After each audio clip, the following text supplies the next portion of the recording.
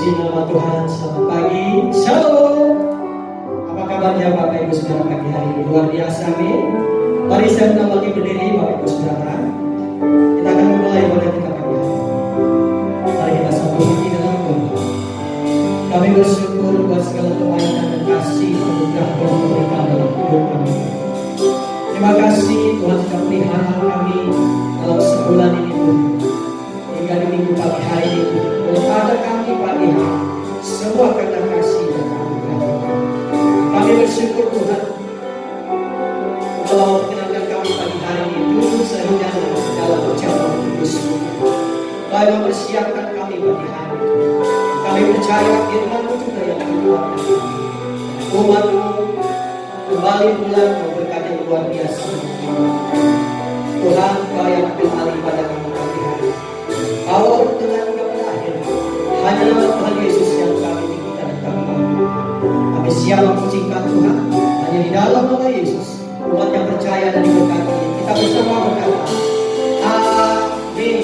Kami kemuliaan, kami kita yang luar biasa.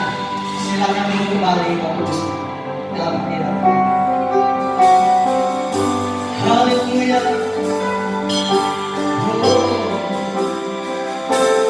Kami bersyukur buat kasih-Mu Yesus. Haleluya.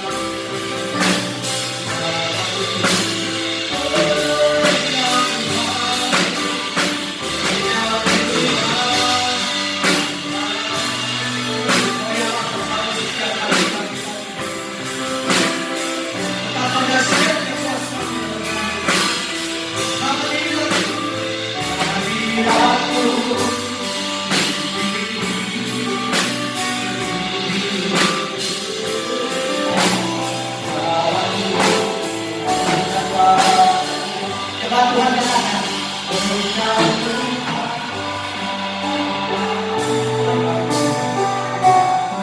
Angkat pujian kita kepada Tuhan kami. Katakan hadiratmu. Yes, Tuhan.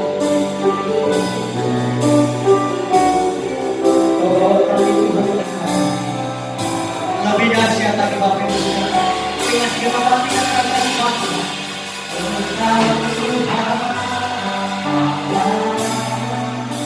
Maha Tahu. Betapa dahsyat kuasa-Mu. Hadiratmu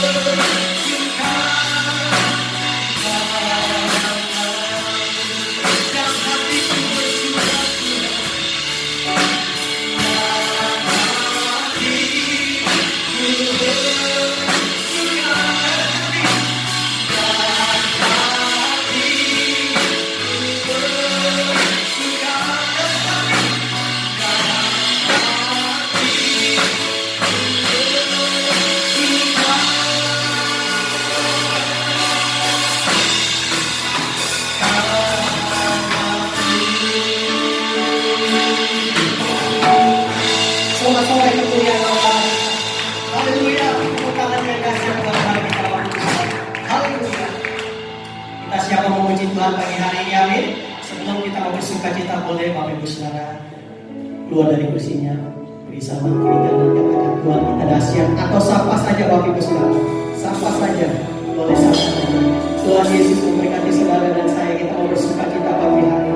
Haleluya, kita percaya Allah hadir dengan kita, amin. Kita mau bersuka cita, kasih.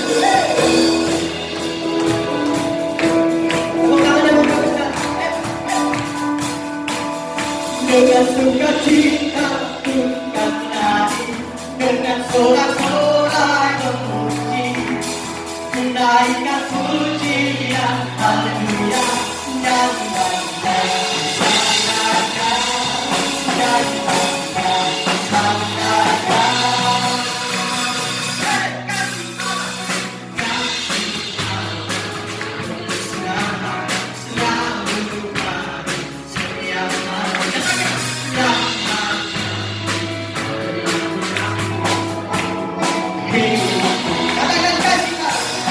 Kasih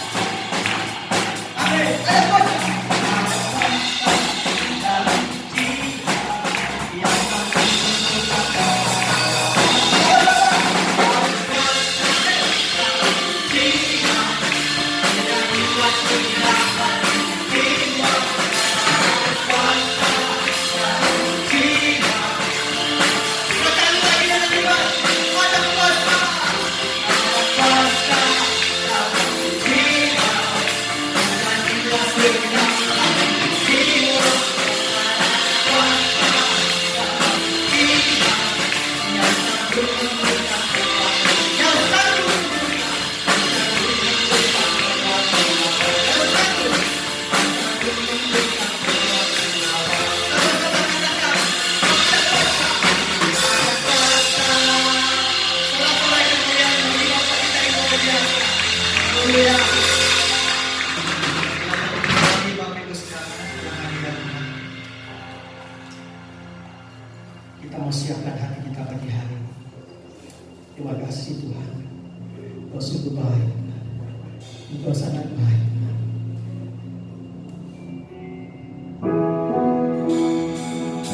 Kami menjadikan hati baik. Kediaman-Mu, kasih.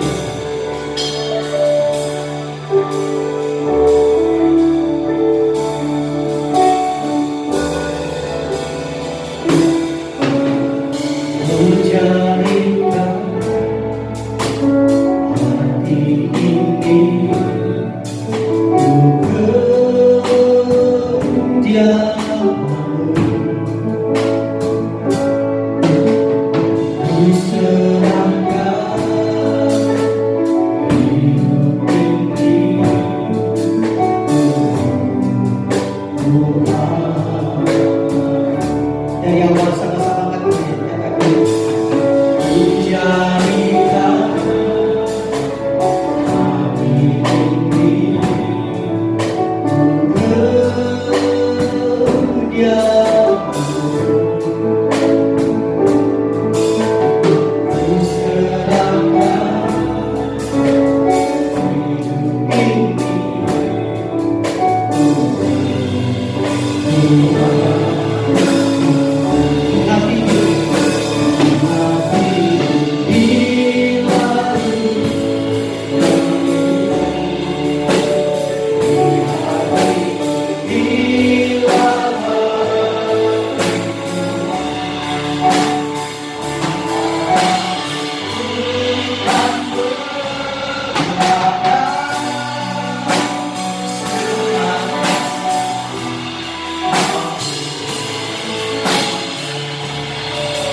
dalam pujian ini sebagai doa kita kepada Tuhan.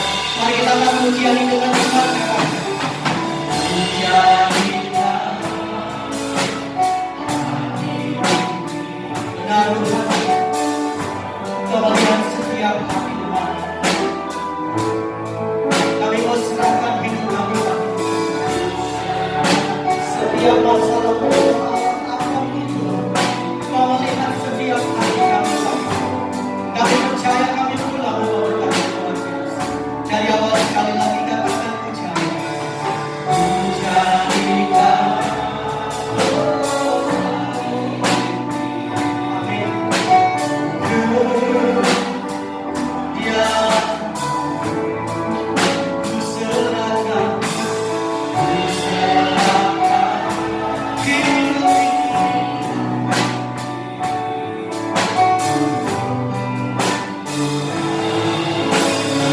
Di hati ini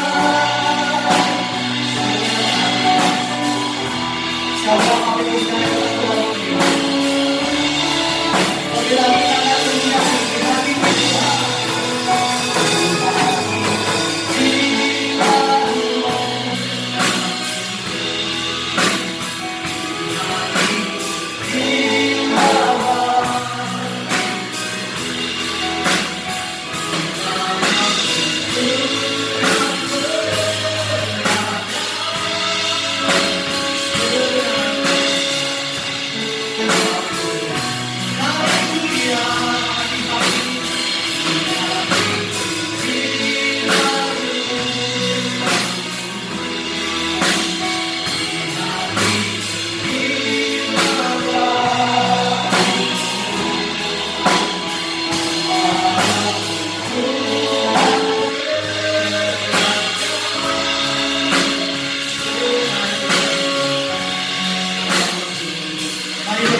Bapak Ibu Saudara, di hati, di hati, di lalu. Amin. Yes, Tuhan. Kau melihat setiap kami percaya dimanapun kami berada, Tuhan selalu ada. Bahkan setiap masalah hidup kami, Tuhan. Lebih dahsyat lagi, Bapak Ibu. Di hati ini, saya banyak panggilan. Lebih dahsyat lagi, Bapak. Haleluya, haleluya.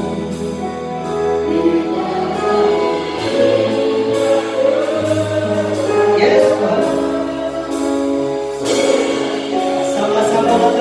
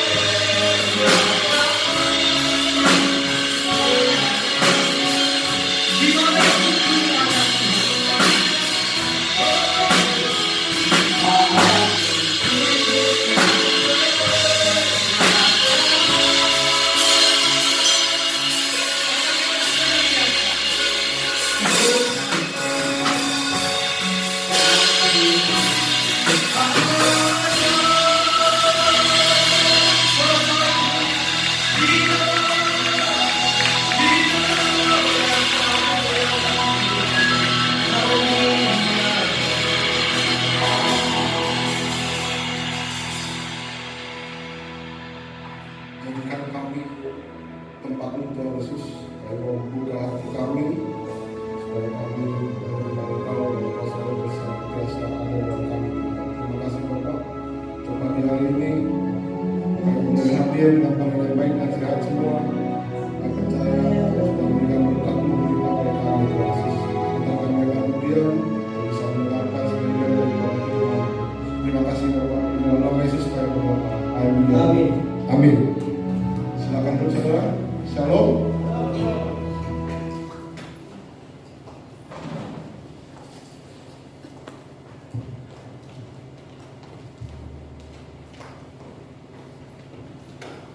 Saya percaya saudara dalam keadaan yang luar biasa. Amin. Tidak terasa kita sudah masuk di akhir bulan kedua tahun 2023. Semua berjalan lancar, semua berjalan sesuai dengan rencana kita. Amin. Dalam membicarakan waktu, kita akan bersiap memenuhi daripada waktunya Tuhan. Tetapi pemberitaan firman Tuhan pada pagi hari ini saya ambil dari Yesaya 43 ayatnya ke-18 sampai 19. Yesaya 43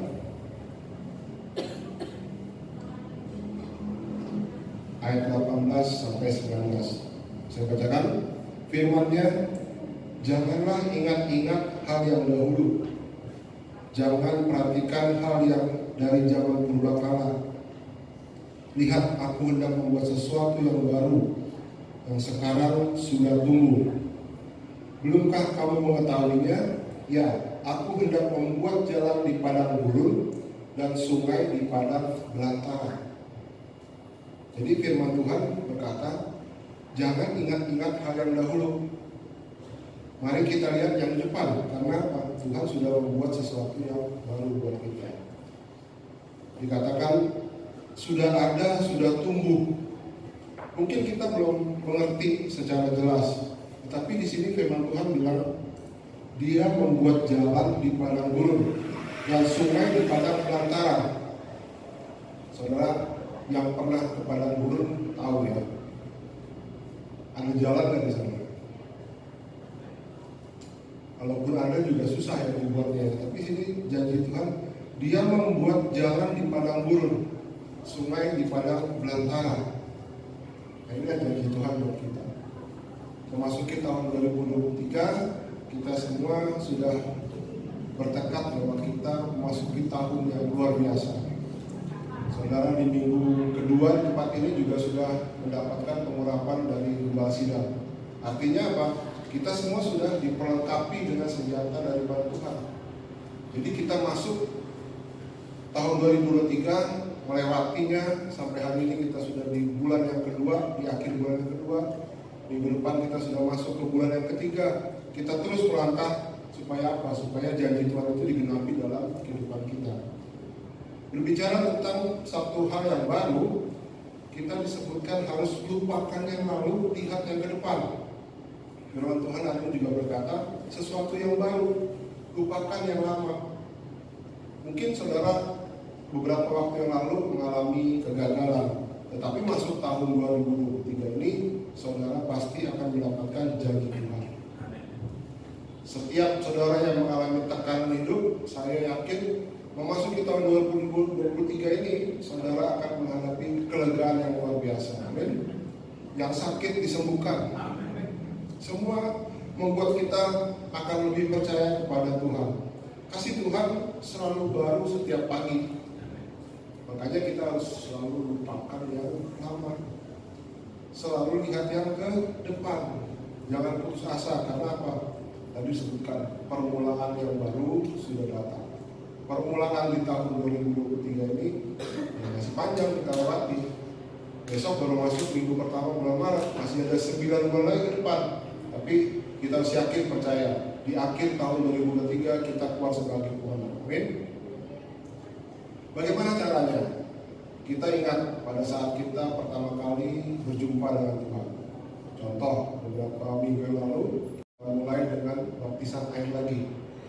Beberapa dari anak-anak muda di sini kita dibaptis oleh Pak Gembala. Di situ adalah contoh bahwa kita memulai suatu kehidupan yang baru. Kita dibaptis, kita diselam di air, kita keluar sebagai manusia ciptaan yang baru. Saudara yang mendapatkan baptisan air pasti tahu bahwa di saat baptisan air itu seakan-akan Tuhan itu selalu berada dekat kita. Tetapi karena begitu lama kita sudah lupa. Nah, pagi hari ini saya mau mengingatkan kepada saudara supaya apa? Supaya kita bisa mengingat lagi pada saat kita menjadi ciptaan yang baru. Supaya apa? Supaya kita bisa terus menjaga hubungan kita dengan Tuhan.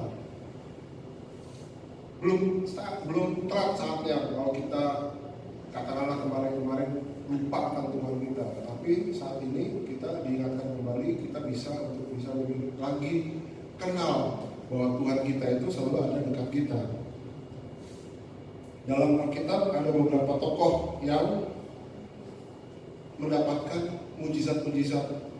Kalau saya sebutkan mujizatnya ini memang tidak bisa dipikirkan dengan pikiran manusia. Ada tokoh yang namanya Abraham, ada juga yang namanya Ishak, dan juga yang namanya Yakub. Saya coba telah lagi dengan namanya Abraham. Abraham itu dikatakan baru punya anak setelah usianya 100 tahun. Sarah istrinya berumur 90 tahun. Jadi ini bicara bukan masalah umur aja. Secara umur udah lewat 100 tahun. Secara kedokteran nggak mungkin dia bisa mempunyai anak, begitu kan? Tetapi apa? Pada waktu Abraham didatangi oleh Tuhan, Abraham berkata bahwa dia mungkin nggak punya keturunan. Nanti keturunan dia, harta benda dia akan jatuh kepada bujangnya. Tetapi Tuhan bilang, Abraham akan punya anak, keturunannya akan menjadi ahli warisnya. Bahkan Tuhan juga sudah menyuruh Abraham untuk menghitung bintang di langit. Pada saat itu Abraham belum punya anak.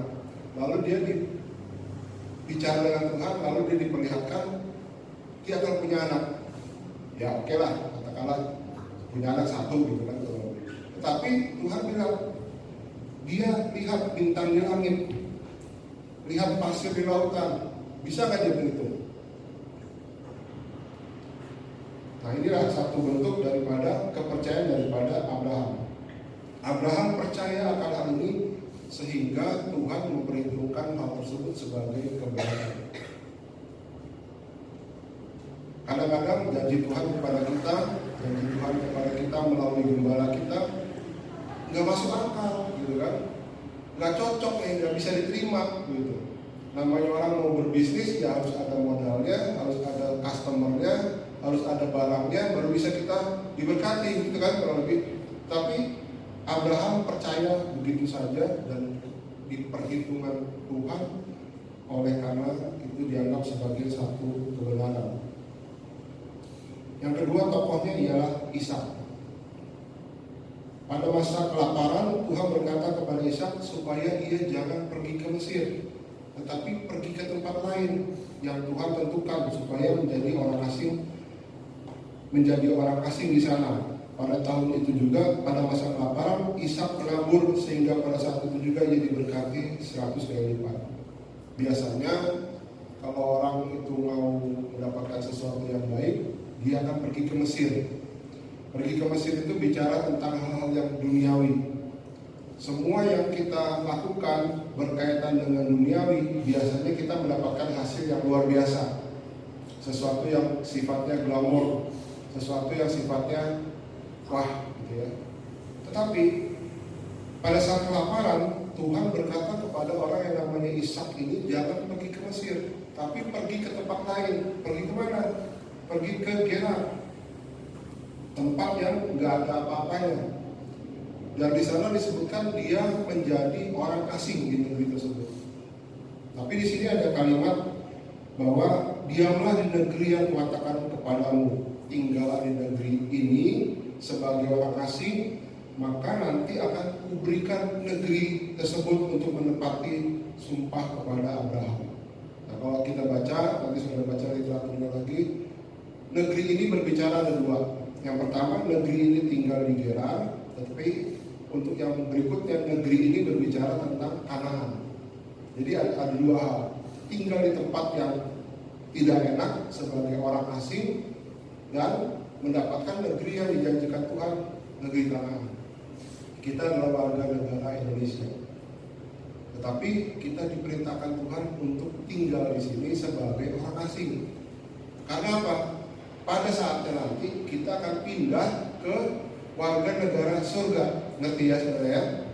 Tetapi di tempat ini kita juga tidak boleh diam-diam aja. Kita harus berusaha. Apapun yang kita lakukan, disitulah saatnya kita menabur. Karena apa? Nanti pada saatnya kita sudah pindah, hasil yang kita tabur itu akan kita tuai. Nah, jadi ini yang harus kita perhatikan, bahwa kita diminta oleh Tuhan untuk bisa diam di negeri yang sudah Tuhan tetapkan kepada kita, dan berbuatlah seperti selayaknya kita menabur benih, supaya nanti pada saat kita pindah menjadi warga negara surga, kita mendapatkan hasil yang luar biasa. Amin. Yang ketiga, tokoh yang ketiga adalah Yakub. Yakub dikatakan juga mengalami suatu hal yang luar biasa, di mana suatu hari dia datang kepada Laban pamannya, dan dia berkata bahwa dia sudah lama bekerja tapi nggak pernah diberi upah. Artinya dia bekerja terus tapi tidak mendapatkan upah yang sepadan. Oleh karena itu dia meminta bagiannya. Laban menyetujuinya untuk memberikan upah, tetapi Yakub sendiri yang menentukan bagaimana caranya. Yakub juga memberikan satu persyaratan yang susah bagi dirinya sendiri, dan syaratnya itu cukup luar biasa, cukup aneh gitu ya. Yakub meminta bagian kambing domba yang berbintik, yang belang, yang ada hitamnya, dan dia mengambil dari induk yang warna putih. Nah, saudara kalau pernah lihat, ada nggak kambing yang seperti itu, domba yang seperti itu? nggak ada yang belang-belang tuh nggak ada. Lagi pula kalau ada juga kita mungkin nggak mau beli gitu kan, ini domba yang aneh gitu kan. Tapi inilah yang diminta daripada Yakub. Otomatis Laban ya kasih aja karena ini pasti udah aneh, nggak mungkin ada gitu kan. Tapi ternyata yang bagi Laban Yakub itu dianggap seseorang yang bodoh karena kambing domba yang putih pasti juga menghasilkan anak yang putih, nggak mungkin belang gitu kan.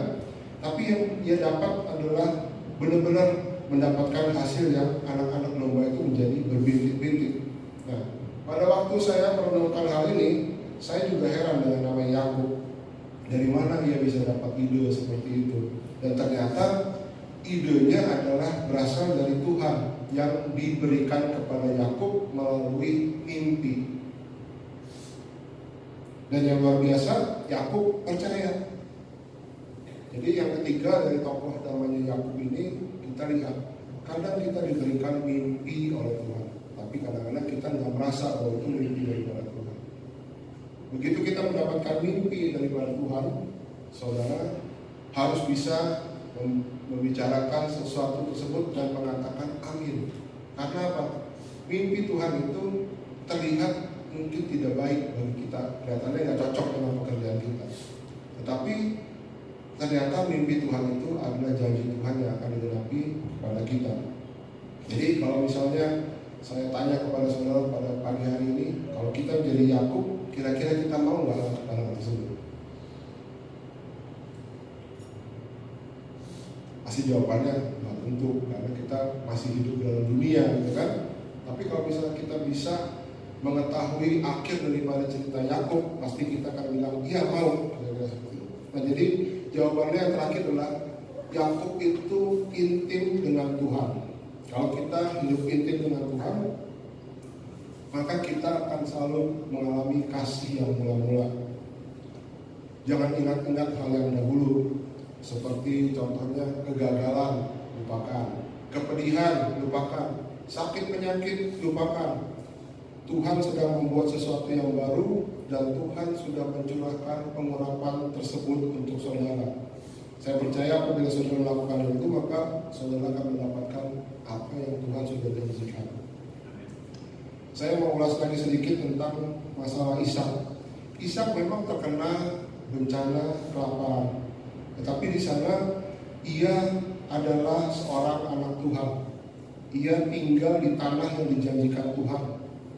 Namanya anak Tuhan, tinggalnya di tempat yang sudah dijanjikan Tuhan. Tapi kenapa dia masih mendapatkan kelaparan? Kalau kita sudah tinggal dalam Kristus, kita sudah tinggal dalam Tuhan, seharusnya kita nggak usah mendapatkan kelaparan loh, gitu kan? Sekalipun kita adalah orang Kristen yang hidup sesuai dengan kehendak Allah, bisa saja kita mendapatkan yang namanya penderitaan. Bisa saja kita mendapatkan hal yang namanya bencana. Jadi kalau misalnya kita menghadapi hal tersebut, jangan ambil cepat kesimpulan bahwa saudara berbuat yang namanya dosa. Belum tentu, tapi memang Tuhan mengizinkan. Sama seperti tadi kan, dia tidak diizinkan untuk ke Mesir, tapi diam di tanah yang sudah diberikan kepada dia di Gerar tersebut. Tuhan melarang Ishak untuk pergi ke Mesir. Yakub pada saat terjadi kelaparan, Tuhan malah suruh ke Mesir. Jadi beda ceritanya. Kalau Ishak nggak usah ke Mesir, tapi kalau Yakub malah dipindah ke Mesir. Jadi Tuhan menyuruh Ishak tinggal di Gerar sebagai orang yang asing. Tuhan mengulangi janjinya juga bahwa ia pernah berkata kepada Abraham. Kelaparan ini tentunya kalau kita lihat dari ceritanya banyak terjadi. Mungkin kayak musiman gitu ya. Kelaparan di tempatnya Abraham, kelaparan di tempatnya Ishak, kelaparan di tempatnya Yakub. Tetapi tiga-tiganya mendapatkan hal yang berbeda-beda tentang cara penanganannya. Ishak dikatakan mentaati firman Tuhan. Ia tidak pergi ke Mesir, tetapi dia tetap tinggal di Gerar. Dalam hal ini kadang-kadang kita juga menghadapi yang namanya jenuh. Dalam hal ini kita juga menghadapi yang namanya malas dengerin firman Tuhan begitu-begitu aja. Kalau kita menganggap bahwa kita masih ingin bekerja, kita masih ingin melayani Tuhan, saudara kadang-kadang menyadari bahwa kalau misalnya saya izin, saya absen, itu udahlah kayaknya itu sedikit berbuat dosa, nggak apa-apa lah, Tuhan pasti akan memberikan kepada kita pengampunan. Tapi ternyata tidak begitu. Justru kita harus selalu bertobat daripada segala kemalasan kita. Kita harus rajin seperti orang yang namanya Ishak. Dalam hal apa? Dalam hal jasmani, dalam hal rohani, semua harus kita lakukan. Karena apa? Ishak berhasil dan diberkati karena dia tetap mengandalkan akan Tuhan. Ishak juga dikatakan orang yang sabar, suka mengalah. Ketekunan Ishak juga menjadi satu hal di mana Ishak menjadi seorang yang disebut tekun. Contohnya dalam ceritanya dia mencari sumur, dia selalu tekun mencari, diusir, dipindahkan, dia tetap mencari lagi dan membuka lagi. Jadi dia tetap terus, dia tidak malas, dia tetap berusaha. Karena apa? Dengan cara demikian Tuhan akan memberikan berkat-berkatnya. Dalam membicarakan waktu Tuhan, nah disinilah baru kita lihat bahwa ternyata ada 3 istilah di dalam Alkitab. Yang pertama disebut waktu kronos. Yang dimaksud kronos ialah waktu yang biasa, yang selalu ada. Kronos itu menunjukkan jangka waktu tertentu. Entah waktunya bisa singkat, entah waktunya bisa lama. Tetapi kata Yunani kronos dipakai berhubungan dengan jam, bulan, tahun. Waktu kronos ialah siklus waktu yang biasa. Jadi waktu kronos itu, makanya kadang-kadang kita melihat jam kita namanya kronos gitu kan. Itu waktu yang selalu kita pergunakan sehari-hari. Yang kedua ada waktu aion. Kata aion dipakai menunjukkan entah waktu lama sekali. Waktunya itu tanpa batas. Jadi kalau misalnya waktu aion dipakai tentang waktu, mulai dengan penciptaan dan berakhir dengan kedatangan Kristus yang kedua kali. Jadi waktunya kekal, aion. Biasanya orang kalau punya utang ini senang nih. Maunya bayar kapan? Nanti tunggu waktunya aion. Lama sekali nggak dibayar. Nah itu ya. Jadi kalau misalnya kita ngerti akan 3 waktu ini, waktu kronos, waktu yang kita pakai sekarang, waktu aion itu yang dipakai lama sekali, kita nggak tahu kapan berakhir. Yang ketiga ialah waktu kairos. Nah, kairos berbicara tentang periode tertentu. Jadi kalau waktu itu sudah lewat, dia nggak akan kembali lagi. Nah, waktu kairos inilah yang disebut dengan waktunya Tuhan. Kesempatan yang diberikan Tuhan tidak akan datang 2 kali. Karena apa? Pada saat dia sudah membuka pintu buat kita, disitulah waktunya kita berbicara dengan Tuhan dan Tuhan mencurahkan berkat kepada kita. Galatia 6 ayat yang 10. Karena itu selama masih ada kesempatan bagi kita, marilah kita berbuat baik kepada semua orang, tetapi terutama kepada kawan-kawan kita seiman. Waktunya Tuhan tadi waktu kairos bisa saja hilang, tetapi kalau kita mengerti itu waktunya, di sini dikatakan berbuat baik kepada semua orang, tetapi terutama kepada kawan kita seiman. Kita mau berbuat baik dengan orang yang di luar sana yang kita nggak kenal baik, tapi di tempat kita ini adalah saudara-saudara kita seiman. Kita saling menguatkan, kita saling berbagi, kita bisa saling menguatkan satu dengan lain dengan berdoa supaya waktunya Tuhan bagi kita itu tepat pada waktunya. Jadi ada waktunya Tuhan membuka pintu bagi kita dalam sebuah kesempatan. Kalau kita tidak bisa masuk, pintunya tertutup. Sudah pasti ingat ya, ada cerita 5 gadis yang baik, bijaksana, dan 5 gadis yang bodoh gitu ya. Yang 5 gadis bijaksana menyiapkan segala sesuatunya dan mereka standby. Tetapi 5 gadis yang dikatakan bodoh tersebut, udahlah seadanya aja. Gitu. Pada saat tertentu, tiba-tiba sudah malam, ditunggu-tunggu, nggak datang juga, minyaknya habis. Yang 5 itu dia pergi. Dia bukan nggak berusaha, tapi dia pergi. Tapi nggak tahu belinya di mana, jauh kan. Jadi pada saat mempelainya datang, pintunya dibuka, Yang masuk adalah 5 gadis yang bijaksana tadi. Yang 5 yang dikatakan bodoh tadi, ketuk-ketuk pintu nggak dibukakan. Nah itulah waktunya Kairos atau waktunya Tuhan. Masih boleh dibuka.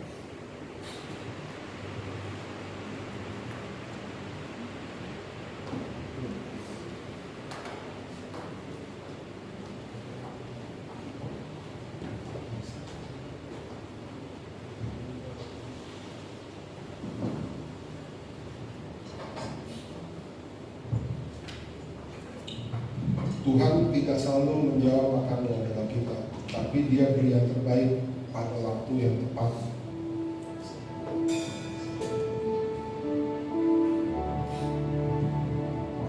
Tak selalu Tuhan menjawab doa, namun Dia beri yang terbaik oleh waktu yang tepat.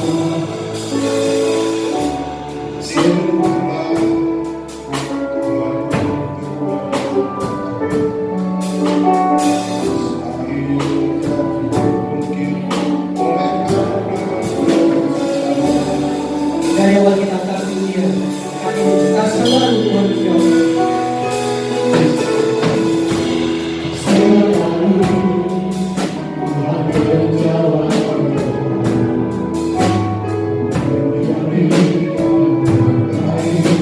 Di waktu yang tepat, izinkan ceritakan Tuhan untuk bekerja.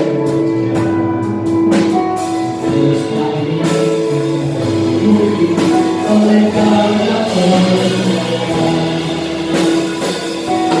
Sepertinya melihat Dia menyelamatkan.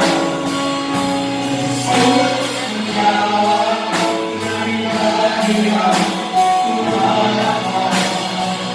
Dengan caranya di waktu yang tepat. Tuhan melihat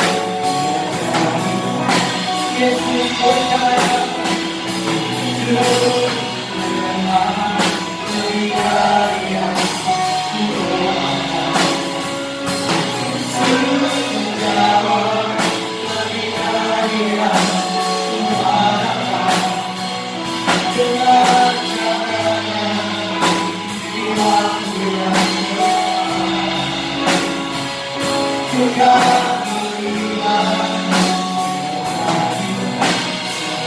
Tuhan melihat, Tuhan melihat, Tuhan melihat, Tuhan melihat, Tuhan melihat.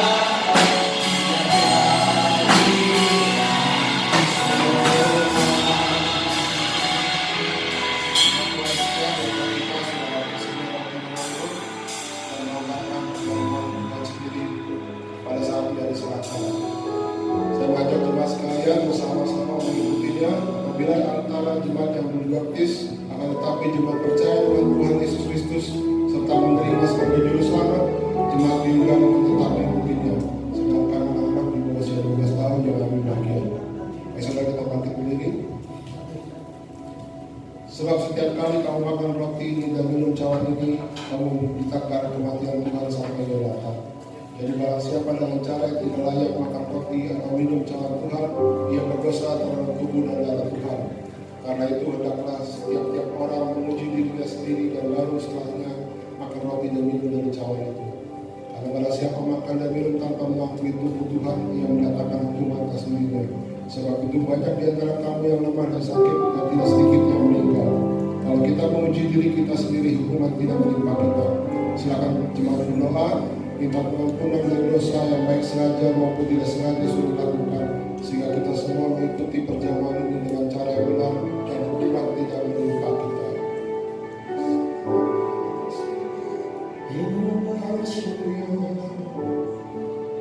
Bapa di surga, lihatlah jemaat masing-masing berdoa dengan mengakui setiap doa dosa yang sudah mereka lakukan baik sengaja maupun tidak.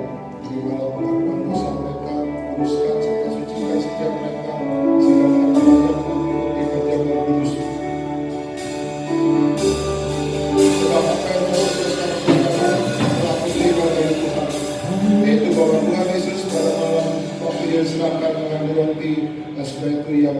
syukur atasnya. Dia memecah-mecahkan dan berkata, ingat tubuhku yang diserahkan bagi kamu, perbuatlah ini menjadi peringatan akan aku. Mari kita angkat roti ini. Bukankah roti yang kita pecah-pecahkan adalah persekutuan dengan tubuh Kristus? Mari kita makan dalam nama Tuhan Yesus Kristus.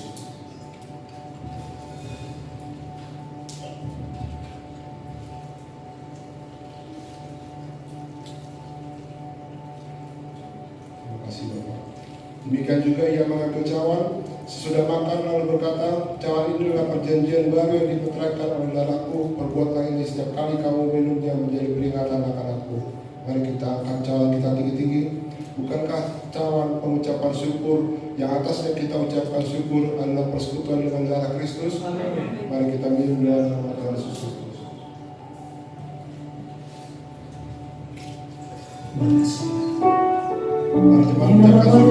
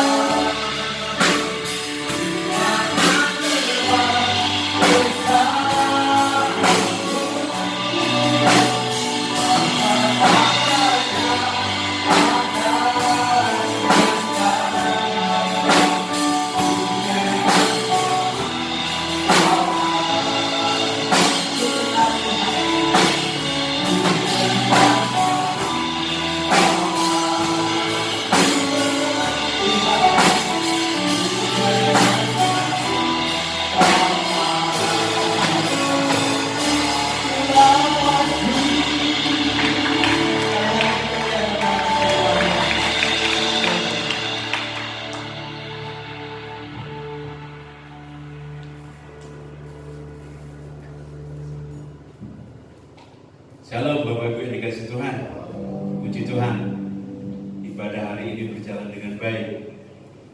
Semua diberkati Tuhan melalui firman-Nya, melalui pelayanan dari Pak hamba-Nya. Puji Tuhan, Tuhan memberkati. Pengumuman hari ini, ibadah hari Minggu seperti biasa, jam 10 tepat kita mulai di tempat ini. Kalau bisa, ajak rekan, teman, saudara-saudara yang lain yang punya masalah, ajak ke tempat ini. Amin. Karena di tempat ini saya percaya Tuhan bekerja dan Tuhan menjawab setiap keluh kesah daripada umat Tuhan yang ada di tempat ini. Amin. Demikian juga untuk persembahan kami tidak edarkan, tetapi di belakang itu ada amplop persembahan dan kotak persembahan. Bapak Ibu, kalau mau mengambil persembahan silakan dan nanti masukkan di dalam kotak persembahan. Itu pengumuman. Sebelum pengumuman, selesai pengumuman, mari kita bangkit berdiri, kita berdoa. Bapa yang ada di dalam kerajaan surga, kami mengucap syukur dan berterima kasih di mana firman-Mu sudah disampaikan di tempat ini. Urapi Tuhan hamba-Mu dengan urapan kuasa Tuhan, supaya urapan ini akan menuntun lebih lagi Bapa. Dalam nama Yesus, kebenaran firman-Mu disampaikan di mana hamba-Mu berada, dan umat-Mu selalu diberkati Tuhan begitu luar biasa.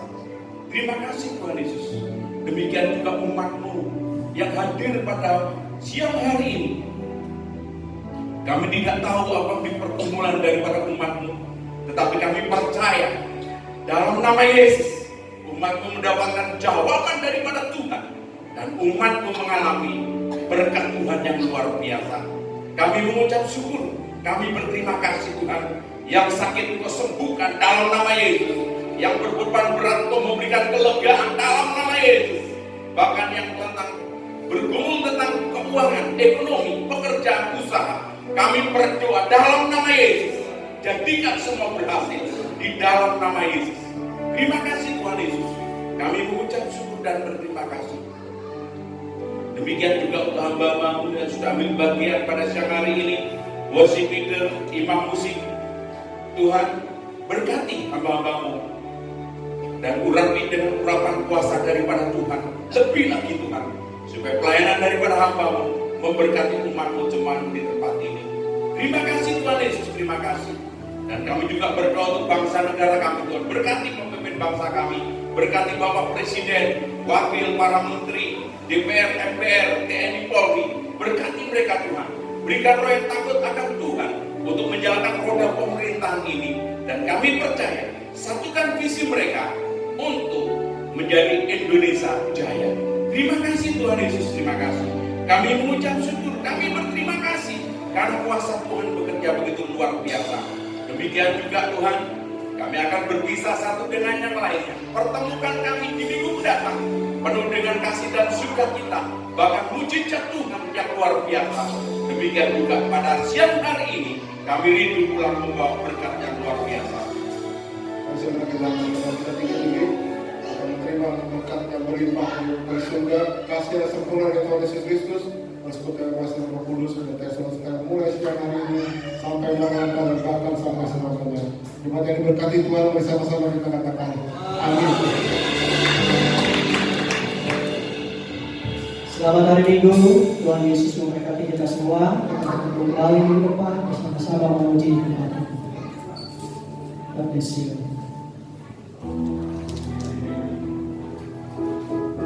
Ada kuasa dalam puji